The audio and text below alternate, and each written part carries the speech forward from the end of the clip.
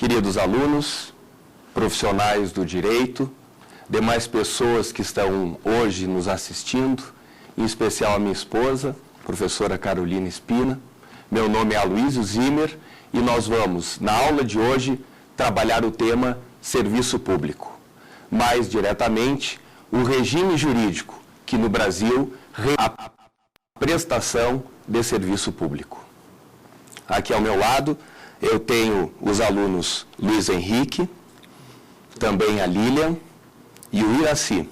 São estudantes de Direito da Universidade Católica de Brasília e vão me acompanhar durante as aulas que nós vamos ter, justamente enfocando o tema serviço público. Se tiverem dúvidas com relação a essa aula, o e-mail encaminhar perguntas é saberdireito@stf.jus.br. É importante que identifiquem o nome do professor Aloysio, para que essas perguntas sejam mesmo endereçadas diretamente para mim. O tema serviço público tem uma importância fundamental para o direito administrativo. E por isso, vou começar conceituando o direito administrativo para localizar o tema serviço público na discussão que vamos fazer na aula de hoje. O direito administrativo, importante relembrar, estuda um conjunto de princípios e regras. Princípios e regras que regulam o desempenho da função administrativa. No Brasil, os três poderes, o poder legislativo, o poder executivo e o poder judiciário, todos eles, em algum momento, desempenham a função administrativa. O poder legislativo, sem dúvida, tem como atividade típica, atividade principal, produzir leis. Mas, quando realiza concursos públicos, está, inegavelmente, no desempenho da função administrativa. O Poder Judiciário, por sua vez, tem como atividade típica, principal, a função jurisdicional. Mas o Poder Judiciário, pela atuação do Conselho Nacional de Justiça, que é um órgão do Poder Judiciário, como está no artigo 92 da Constituição Federal, mas, muito embora órgão do Judiciário, não tem função jurisdicional, o que se percebe, inclusive, lendo o mesmo artigo 92, parágrafo 2º da Constituição Federal. Não tem função jurisdicional, mas desempenha a função administrativa. O artigo 103-B, parágrafo 4º, inciso 3º, lá na Constituição Federal, revela o Conselho Nacional de Justiça no desempenho da função administrativa, quando ele, CNJ, avoca processos disciplinares que se desenvolvem nos diferentes tribunais e, a partir dessa avocação, no desempenho da função administrativa, poderá processar, julgar e punir juízes e membros dos diferentes tribunais. Mais do que o poder legislativo, muito mais do que o poder judiciário, o poder executivo tem como atividade típica, principal, o desempenho da função administrativa. Porque, na verdade, disse no início, todos eles, o legislativo, o executivo e o judiciário, em algum momento desempenham a função administrativa.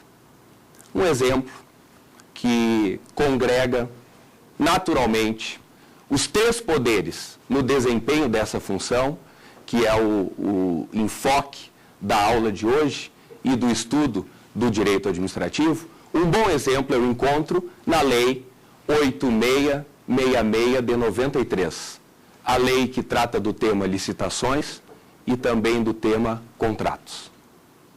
A Lei 8666 de 93, no artigo 1º, no artigo 2º e no 117, repito, artigos 1º, 2º e 117, essa lei nos permite visualizar, primeiro, que os 3 poderes estão obrigados a licitar, que os 3 poderes se submetem à Lei 8666 de 93. E também, quais são os verbos que, conjugados, impõem a licitação. Somando o artigo 1º com o 117, eu fico sabendo que a União, os estados, os municípios, o Distrito Federal, as autarquias, as fundações públicas, as empresas públicas, as sociedades de economia mista, as entidades controladas pelo poder público e, como está lá no 117, o Legislativo, o Judiciário, o Tribunal de Contas, todos estão obrigados a licitar. E no artigo 2º, da 8666 de 93, os verbos que, conjugados, impõem a licitação. Toda vez que o poder público, e com essa expressão eu abraço os 3 poderes, abraço, na verdade, a administração direta e a indireta. Quando qualquer um desses 3 poderes, quando o poder público quiser conceder ou permitir a particulares a prestação de serviço público, ou mesmo o uso de bens públicos, locar imóveis, contratar a realização de obras ou serviços, inclusive de publicidade, comprar ou alienar, terá que licitar. Em tese, como regra, tratando todos os concorrentes com igualdade e buscando para o poder público sempre a proposta mais vantajosa. Licitando, conjugando esses verbos, os 3 poderes estão no desempenho da função administrativa. Aliás, para desempenhar essa função, a partir da lei e da Constituição, de inúmeras leis e da Constituição, o poder público recebe um conjunto de poderes, os poderes administrativos, que vão ser fundamentais no desempenho da função administrativa e na consequente prestação de serviço público, o tema da aula de hoje. O poder disciplinar, o poder hierárquico, o poder de polícia, o poder vinculado, o poder discricionário, repito, o poder disciplinar, o poder hierárquico, o poder regulamentar, o poder de polícia, o poder vinculado e o poder discricionário. São poderes administrativos, partem da lei e da Constituição e credenciam o poder público para, insisto, a prestação de serviço público. No Brasil, o tema serviço público não está, a rigor, sustentado apenas pelo objeto. O que é serviço público? O que posso considerar, enquanto assunto ou objeto, prestação de serviço público. Na verdade, no Brasil, a partir do regime jurídico, a partir da prestação e de quem tem legitimidade para prestar esse serviço, é que eu identifico o que realmente é serviço público. Para a aula de hoje, um artigo fundamental da Constituição Federal é o artigo 175. Pois bem, o artigo 175 da Constituição Federal diz o seguinte: incumbe ao poder público prestar serviço público, mas essa responsabilidade pode ser delegada, sempre depois de licitação, para concessionárias e permissionárias. Repito, porque essa frase é a frase que conduz toda a aula de hoje. Incumbe ao poder público prestar serviço público, mas essa responsabilidade pode ser delegada a terceiros, pode ser delegada a particulares, sempre depois de licitação e a assinatura de contratos de concessão ou permissão. Na verdade, a prestação de serviço público no Brasil está concentrada no poder público, administração direta e indireta, e também naqueles que têm nas mãos contratos de concessão e contratos de permissão. Por isso até a Lei Geral dos Serviços Públicos, a Lei 8987 de 95, fala apenas de concessão e permissão. E aqui um destaque importantíssimo. Será que no Brasil uma universidade pode ser considerada prestadora de serviço público? O artigo 175 diz que a incumbência de prestar serviço público é do poder público, administração direta e indireta. Eventualmente, essa responsabilidade, prestar serviço público, pode ser delegada a particulares, a partir da assinatura de contratos de concessão ou permissão. Uma universidade privada não é o Estado, não tem concessão nem permissão. Então, ela não é, tecnicamente, uma prestadora de serviço público, porque as universidades privadas não são concessionárias nem permissionárias, são autorizatárias, como está indicado no artigo 209 da Constituição Federal. O artigo 209 diz o seguinte: o ensino é livre à iniciativa privada. Todavia, ela precisa de uma autorização para desenvolver essa atividade. Quem tem autorização tem uma delegação do Estado, mas não é delegação para prestar serviço público. Essa delegação, essa autorização, permite que a entidade desenvolva uma atividade de interesse público. A autorizatária, repito, não tem delegação para prestar serviço público, mas para exercer atividade de interesse público e até por isso precisa de uma autorização. É a Constituição Federal, no seu artigo 175, combinado com o 209 e a própria Lei Geral dos Serviços Públicos, a 8987 de 95, que nos ajudam a compreender melhor essa questão. Presta serviço público no Brasil o poder público, ou então quem tem nas mãos concessão ou permissão. Às vezes, sobre o assunto, surge uma dúvida natural, que decorre da leitura mais aprofundada do texto da própria Constituição. Lendo o artigo 21 da Constituição Federal, o 21, inciso 11, fica-se sabendo que telefonia é responsabilidade do poder público, 21, inciso 11. Mas essa responsabilidade pode ser delegada a particulares, por concessão, permissão e autorização. Da mesma maneira, no artigo 21, inciso 12, eu tenho a referência ao tema energia elétrica. Incumbe ao poder público ocupar-se, explorar, prestar, produzir energia elétrica. 21, inciso 12. Mas essa responsabilidade pode ser delegada a particulares, também por concessão, permissão ou autorização. Pode aqui, então, nascer essa dúvida. E quando eu falo de telefonia? E quando eu falo de energia elétrica?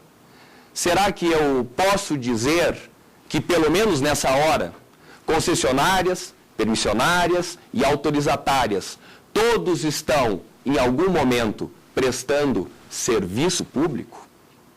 Na verdade, conhecer bem esse assunto é ir nos marcos regulatórios, nas leis que regulamentam esses artigos, esses incisos que há pouco referi.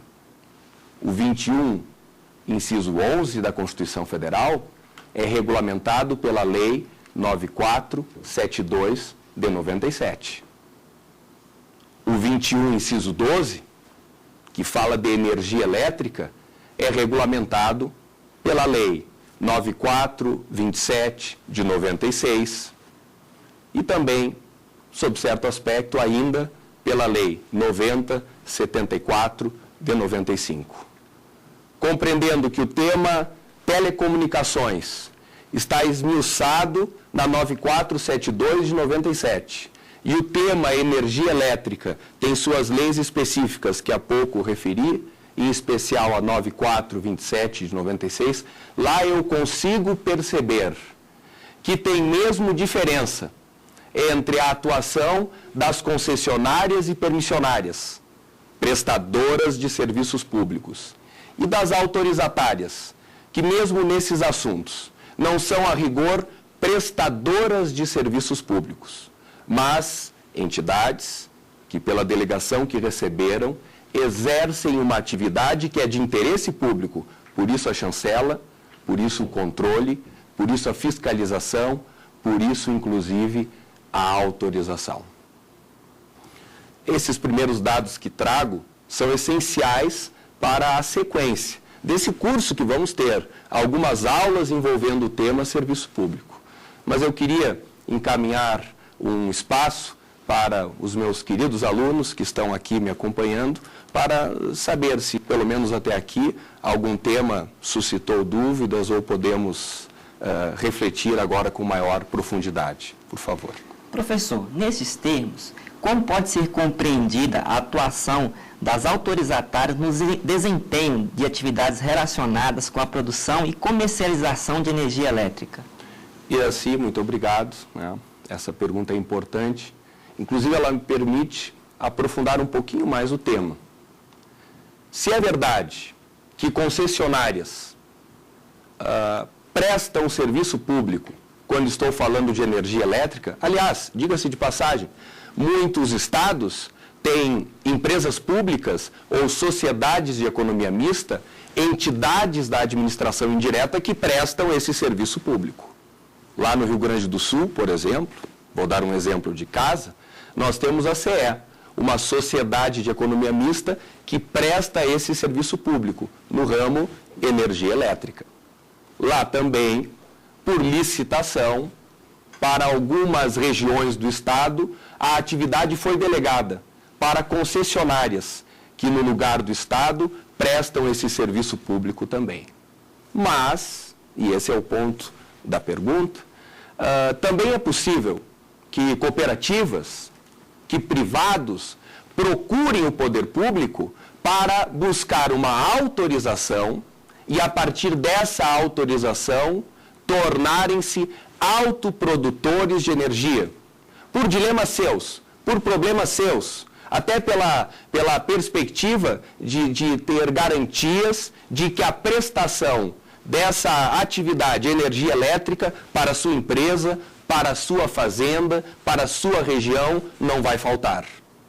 Então, preenchendo requisitos, a própria Lei 9074 de 95, no artigo 7º diz isso, repito, Lei 9074 de 95, no artigo 7º, fala dessa possibilidade do particular procurar o poder público. Ele não quer participar de licitação, ele não quer prestar o serviço público de energia elétrica, não quer se comprometer com universalidade nem com continuidade.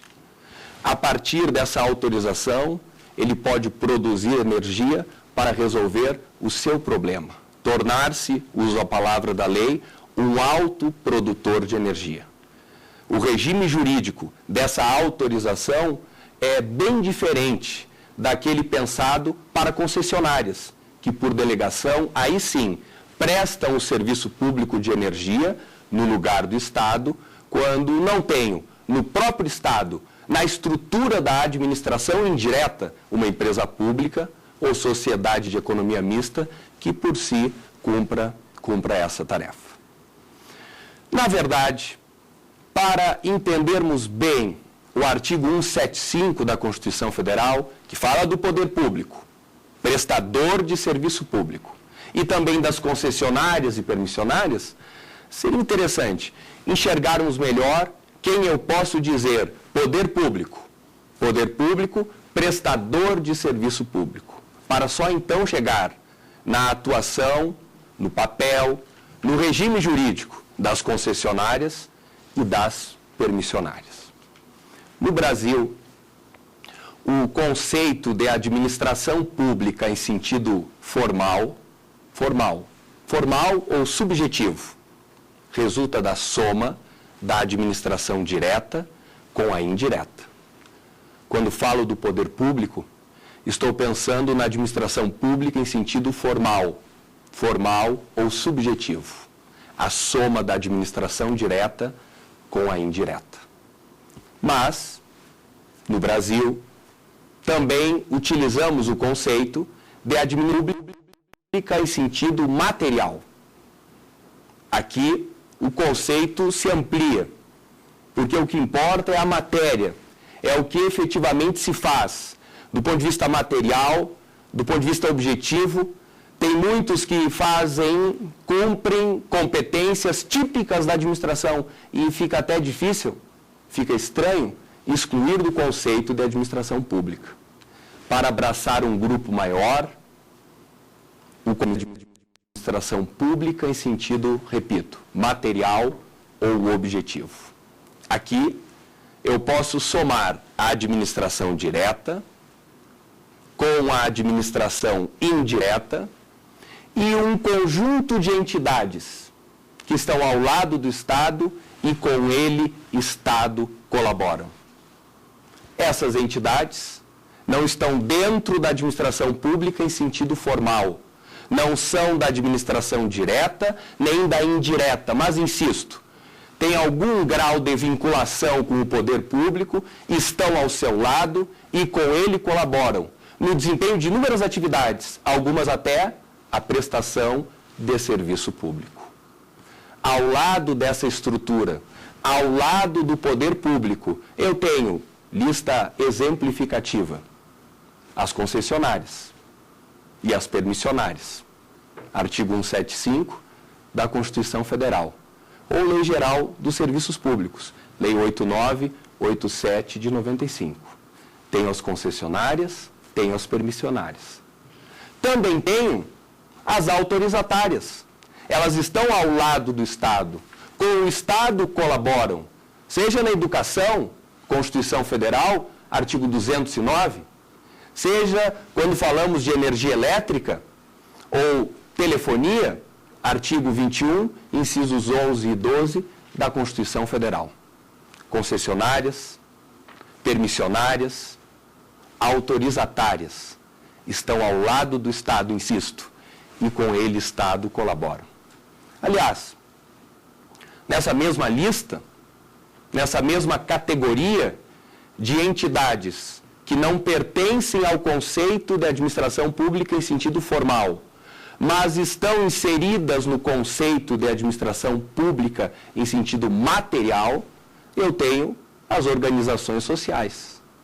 As organizações sociais são entidades privadas, sem fins lucrativos, que vinculam-se ao Estado a partir da assinatura de um contrato de gestão e, pela condição que ocupam, são também fundamentais no desempenho que hoje tem o Estado, não só em relação ao serviço público, mas a uma série de outros assuntos que pelo menos se aproximam muito do que eu posso ainda considerar, repito, serviço público. Também, nessa mesma linha, concessionárias, permissionárias, autorizatárias, organizações sociais, Lei 9637 de 98, eu tenho ainda as OCIPs, Organizações da Sociedade Civil de Interesse Público. As OCIPs, que têm sua forma, seu desenho na Lei 97/90 de 99, elas, as OCIPs, também estão lá. Estão lá dentro do conceito de administração pública em sentido material. Vinculam-se ao Estado a partir da assinatura de um termo de parceria. São entidades privadas sem fins lucrativos. Organizações sociais e OCIPs compõem o terceiro setor. O primeiro setor é o Estado. O segundo setor é o mercado. O terceiro setor, a sociedade civil, que se organiza e, pelo menos em tese, sem fins lucrativos, colabora com atividades que são típicas do Estado. Eu tenho administração pública em sentido formal, direta e indireta, o poder público. Eu tenho administração pública em sentido material, a direta, a indireta e esse conjunto de entidades, concessionárias, permissionárias, autorizatárias, organizações sociais e organizações da sociedade civil de interesse público. Claro que essa lista é exemplificativa, mas esse é um bom primeiro visual, esquematização de quem posso considerar pertencente, sob certo aspecto, à administração pública, porque a partir daí vai ser possível enxergar melhor quem, afinal de contas, tem legitimidade para, no Brasil, prestar serviço público. Porque a definição dos legitimados é essencial para a compreensão do regime jurídico de prestação de serviço público no Brasil. Nesse ponto em que estamos da aula, também acho importante, valorizando a presença aqui dos meus queridos alunos, saber se existe também aqui ainda alguma pergunta sobre esse ponto que até agora desenvolvi. Por favor, fiquem à vontade. Sim, professor. A partir do que está sendo afirmado, as organizações da sociedade civil de interesse público, elas não são prestadoras de serviço público? Importante também essa questão. Veja, Lilian, quando, mesmo concursando, que dirá o profissional do direito que trata desse assunto topicamente, caso isso visite o seu escritório, ou o juiz que entendeu bem desse tema para estudar para o concurso, e até por isso foi aprovado, mas depois vai trabalhar por demanda, quando isso chega na sua vida. Tem o gestor público também, que constantemente é visitado, é procurado por essas entidades que querem substituir estruturas públicas e oferecer seus serviços de, entre aspas, algumas vezes, entidades privadas sem fins lucrativos. Eu tenho que entender que, sob certo aspecto, essas entidades desempenham competências que são muito próximas do que eu até poderia considerar, no visual, serviço público.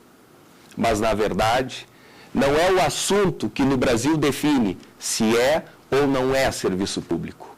Porque, disse antes, se uma universidade pública federal, seja autarquia ou fundação pública de direito público, se uma estrutura da administração pública está dando aulas, se as escolas públicas estaduais, órgãos públicos da administração direta estão dando aula, se as escolas públicas municipais, órgãos públicos da administração direta municipal estão dando aula, isso é serviço público. Quando delego essa responsabilidade para universidades privadas, para escolas privadas, a partir da autorização, deixa de ser serviço público, torna-se atividade de interesse público, até por isso a necessidade da autorização. Da mesma maneira, organizações sociais e organizações da sociedade civil de interesse público. Elas estão ao lado do Estado, vinculam-se por contrato de gestão, organizações sociais, assinando termo de parceria, as OCIPs. A atividade que desempenham é uma atividade que se aproxima muito daquilo que a administração pública faz também e tem o dever de fazer, mas ainda assim, do ponto de vista técnico, quando penso em serviço público, é importante recortarmos essas entidades dessa lista que, sob certo aspecto, quando penso em quem presta serviço público no Brasil, aí sim é exaustiva, não é exemplificativa, porque é o poder público, concessionárias e permissionárias, que prestam serviço público no Brasil. E, na verdade, esse assunto é um assunto conhecido por nós. Depende o lado pelo qual nos perguntam.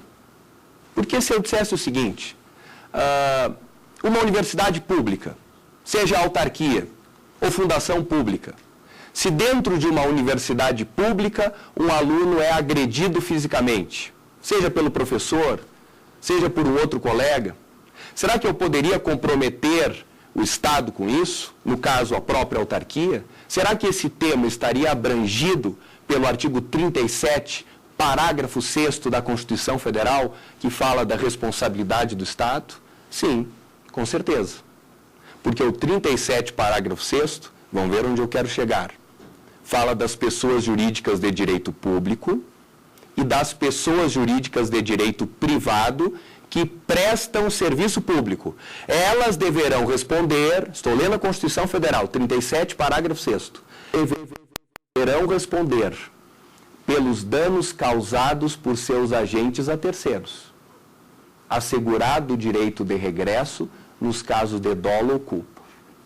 Se a agressão ocorreu dentro da autarquia, dentro de fundação pública de direito público, dentro de fundação pública de direito privado, dentro de empresa pública que presta serviço público, ou sociedade de economia mista que presta serviço público, pedir o artigo 37, parágrafo 6º da Constituição Federal. Da mesma maneira, se tal situação ocorreu a partir da atividade desempenhada pelas concessionárias e permissionárias. O que eu quero dizer é o seguinte: concessionárias e permissionárias são pessoas jurídicas de direito privado que prestam serviço público e, por isso, abrangidas pelo 37, parágrafo 6º da Constituição Federal. Mas o que aconteceria se essa agressão, professor versus aluno, se essa agressão ocorresse dentro de uma universidade privada? Será que eu poderia dizer que este caso é abrangido pelo 37, parágrafo 6º da Constituição Federal? Não, porque aí isso não ocorreu dentro do poder público, nem nas mãos de concessionária ou permissionária. Uma universidade privada é uma pessoa jurídica de direito privado, mas ela não presta serviço público, insisto, exerce atividade de interesse público. Então eu vou buscar no Código de Defesa do Consumidor, no Código Civil, no Código Penal, em qualquer lugar, a responsabilização da própria instituição. Mas isso não vai envolver o artigo 37, parágrafo 6º da Constituição Federal, porque ele abrange apenas as pessoas jurídicas de direito público e as pessoas jurídicas de direito privado que prestam serviço público. Que incrível! É bem diferente da situação das pessoas jurídicas de direito privado que exercem atividade de interesse público, autorizatárias e, por que não, organizações sociais e, por que não, também as organizações da sociedade civil de interesse público. Essa visão ampla nos permite, agora, identificar melhor o artigo 175 da Constituição Federal. Ele exatamente nos diz isso. Incumbe ao poder público prestar serviço público. Mas essa responsabilidade pode ser delegada depois de licitação para concessionárias e permissionárias. Autorizatárias não passam por licitação. Organizações sociais e OCIPs também não passam por licitação para desempenhar determinadas atividades em nome e para o poder público. Querendo chegar nas minúcias dessa explicação, importante retomar o seguinte aspecto. Então, o poder público, disse isso hoje, o poder público é a soma da administração direta com a administração indireta. Pois bem, a administração direta é formada por um conjunto de órgãos públicos. Órgãos públicos sem personalidade jurídica e, em sua maioria, ligados a um dos três poderes. Repito, a administração direta é formada por órgãos públicos sem personalidade jurídica e, em sua maioria, não são todos, e em sua maioria vinculados a um dos três poderes. O poder legislativo, o poder judiciário e o Poder Executivo, todos eles eu encontro na estrutura da administração direta. O Ministério Público da União, se estou pensando no desenho federal, o Ministério Público da União também pertence à administração direta. Também é órgão público da administração direta, mas não é um órgão que pertença à estrutura do Legislativo, do Executivo ou do Judiciário, porque não são todos os órgãos da administração direta que estão dentro de um dos três poderes. A grande maioria, sim. Todos esses órgãos, ainda estou falando da administração direta, todos esses órgãos estão dentro de uma pessoa jurídica de direito público. No âmbito federal, a União. A União, pessoa jurídica de direito público, tem como atribuição principal de muitos dos seus órgãos, Ministério da Educação, Ministério da Saúde, a prestação de serviço público. Eu tenho na administração direta federal, estadual, municipal, distrital também, órgãos incumbidos, em nome do ente da federação, órgãos incumbidos de prestar serviço público. Ao lado da administração direta, a administração indireta. Lá eu tenho as autarquias, as associações públicas, sinônimo de consórcio público de direito público, as fundações públicas de direito público, as fundações públicas de direito privado, as empresas públicas e as sociedades de economia mista.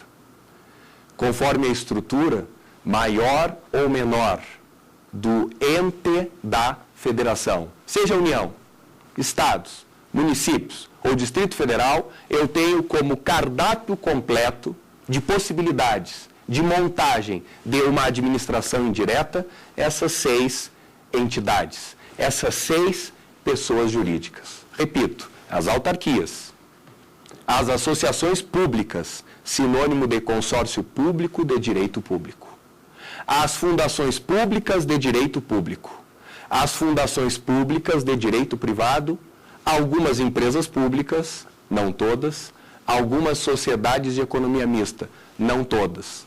Nessa lista de entidades, de pessoas jurídicas de direito público e de direito privado, igualmente, legitimados eu encontro a prestar serviço público no Brasil.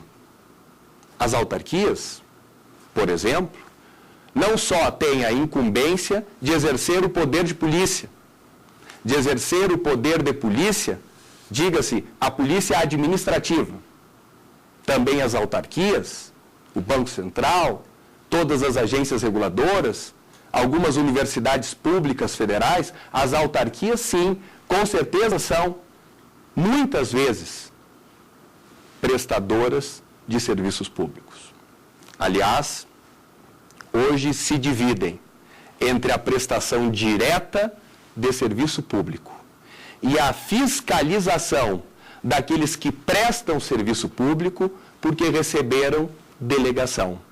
No caso, concessionárias, permissionárias e até fiscalização em relação àqueles que não prestam serviço público, mas exercem atividade de interesse público e precisam muito de uma fiscalização.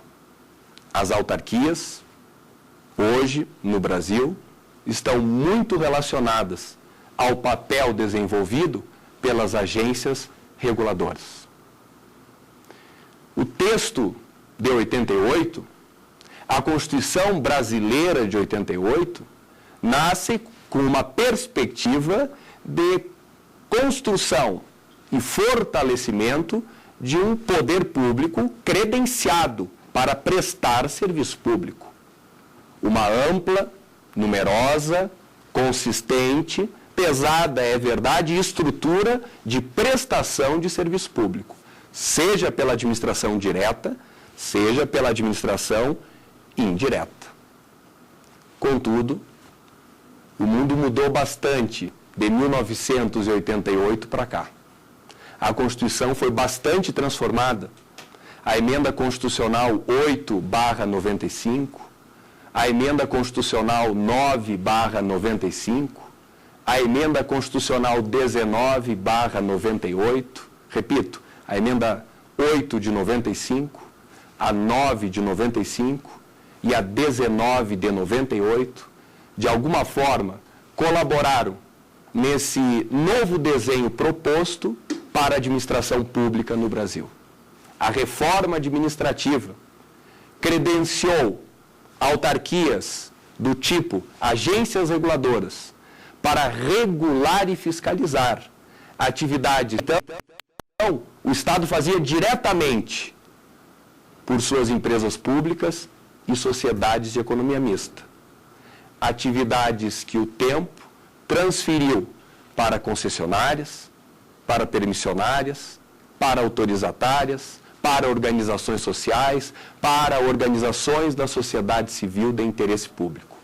Esse processo de desestatização, de diminuição da estrutura do Estado, de ampliação, principalmente com particulares que se colocam ao lado do Estado e com ele, em tese, colaboram, esse processo que enxugou a estrutura pessoa jurídica de direito privado, empresas públicas e sociedades de economia mista, ampliou grandemente o papel desempenhado pelas autarquias.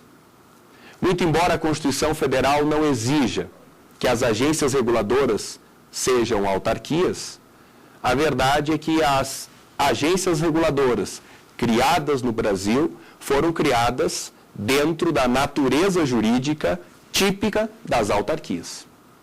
Se eu estudo a 9472 de 97, fico sabendo que a Anatel é uma autarquia em regime especial, que até presta serviço público, mas principalmente seu papel é fiscalizar e regular a prestação de serviço público por terceiros. E às vezes até, disse antes, o exercício de atividade de interesse público e até atividade econômica, porque a Agência Nacional do Petróleo, Lei 9478 de 97, fiscaliza os postos de combustível e lá não tem o serviço público, tem uma atividade econômica. Mas a ideia é essa. Eu tenho uma administração direta que tem vários órgãos que prestam serviço público. E eu tenho uma estrutura de administração indireta que tem nas autarquias, nas fundações públicas de direito público, nas associações públicas também, prestadores de serviços públicos. Sendo que no caso das agências reguladoras, das autarquias agências reguladoras, menos até prestar serviço público, muito mais fiscalizar aqueles que prestam hoje serviço público no lugar do Estado. Também, na estrutura da administração indireta, seja no âmbito federal, estadual, municipal ou distrital, depende da realidade de cada local, eu tenho as fundações públicas de direito privado que prestam serviço público e, o que eu queria destacar, empresas públicas e sociedades de economia mista. Algumas prestadoras de serviços públicos, outras exercem atividade econômica. E também aqui, eu tenho um dado técnico sofisticado e importante para compreender melhor o universo de legitimados para prestar serviço público no Brasil. As empresas públicas e sociedades de economia mista precisam ser separadas entre aquelas que, número 1, prestam serviço público e, número 2, exercem atividade econômica. Porque essa diferença é essencial do ponto de vista prático, do ponto de vista acadêmico e do ponto de vista dos alunos, né, que com grande dedicação procuram se apropriar desses assuntos que depois cirurgicamente são perguntados nos concursos públicos. Uma empresa pública que presta serviço público é bem diferente de uma empresa pública que exerce atividade econômica. A empresa pública Correios é uma empresa pública que presta serviço público. A empresa pública Caixa Econômica Federal é uma empresa pública que exerce atividade econômica. E essa distinção, que é a mesma para sociedades de economia mista, é definidora do regime jurídico dessas pessoas jurídicas de direito privado que compõem a administração indireta. Vejam alguns elementos de comparação. Se para um lado eu tenho empresas públicas e sociedades de economia mista que prestam serviço público, e para outro eu tenho empresas públicas e sociedades de economia mista que exercem atividade econômica, como posso identificar o regime de bens dessas entidades? As empresas públicas e sociedades de economia mista que prestam serviço público são pessoas jurídicas de direito privado. Então, Código Civil, artigo 98, então, o patrimônio é formado por bens privados. Porém, esses bens privados, em tese, alienáveis, penhoráveis, prescritíveis, têm uma compreensão diferente para o Supremo Tribunal Federal. O Supremo Tribunal Federal, no recurso extraordinário 220.906, considerou que os bens privados das empresas públicas e sociedades de economia mista que prestam serviço público, muito embora privados, são impenhoráveis, porque afetados à prestação de serviço público. São privados, mas impenhoráveis, porque comprometidos com o princípio da continuidade. Diferente é o caso das empresas públicas e sociedades de economia mista que exercem atividade econômica. Para elas também identifico bens privados, porque o Código Civil, no artigo 41, estabelece que tem bens públicos apenas as pessoas jurídicas de direito público. Combinar o 41 com o 98 do Código Civil. Repito, combinar o 41 com o 98 do Código Civil. Tem bens públicos as pessoas jurídicas de direito público. Então, empresas públicas e sociedades de economia mista, pessoas jurídicas de direito privado, bens privados. No caso das que exercem atividade econômica, Caixa Federal, Banco do Brasil, Petrobras, porque exercem atividade econômica, são equiparadas às demais empresas privadas no aspecto civil, comercial, trabalhista e tributário. Isso também está na Constituição Federal, artigo 173, parágrafo 1º, inciso 2º. Ora, Constituição Federal 173, parágrafo 1º, inciso 2º. Se no aspecto civil, empresas públicas e sociedades de economia mista que exercem atividade econômica são equiparadas às demais empresas privadas, bens privados e penhoráveis. Dentro dessa mesma lógica de comparação, quando tem empresas públicas e sociedades de economia mista que prestam serviço público, imunidade tributária, disse o Supremo Tribunal Federal, no recurso extraordinário 407.099. Se prestam serviço público, empresas públicas e sociedades de economia mista, imunidade tributária, repito, STF, recurso extraordinário 407.099. Para as que exercem atividade econômica, Caixa Econômica Federal, Banco do Brasil, Petrobras, não importa se empresa pública ou sociedade de economia mista, se exercem atividade econômica, Constituição Federal, artigo 173, parágrafo 1º, inciso 2º.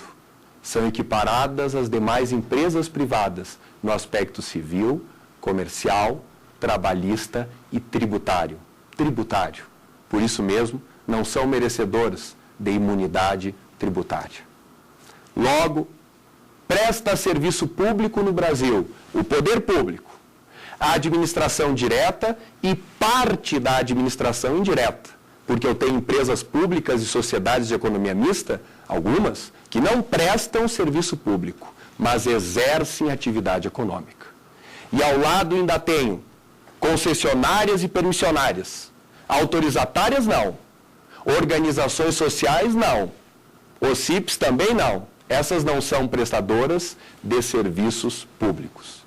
É claro que serviço público, lugar comum, mas está certo, indica oferecer aos administrados comodidade, oferecer aos administrados o catálogo dos direitos fundamentais, cabe à administração direta, à indireta. As concessionárias e permissionárias fazer isso.